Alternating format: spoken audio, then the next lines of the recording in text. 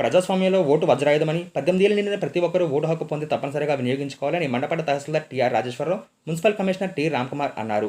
గురువారం మండపేట తహసీల్దార్ కార్యాలయంలో జాతీయ ఓటర్ల దినోత్సవం ఘనంగా నిర్వహించారు. కలవపు సెంటర్లో మనోహరం చేపట్టి మున్సిపల్ కార్యాలయం వరకు ర్యాలీ చేపట్టారు.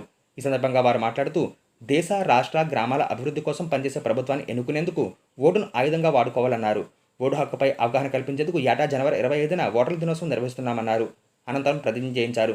ఈ కార్యక్రమంలో SI Kona Apparao, municipal manager Tatapudi Kanakaraju, election TT Mohar Baba, Ramanarao, BJP నాయకులు కోన సత్యనారాయణ, ఉపాధ్యాయులు, సచివాలయ, రెవెన్యూ సిబ్బంది, విద్యార్థులు తదితరులు పాల్గొన్నారు.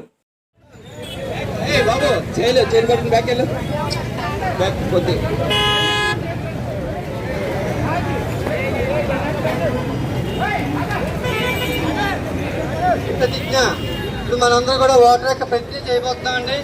ఓటర్ల ప్రతిజ్ఞ.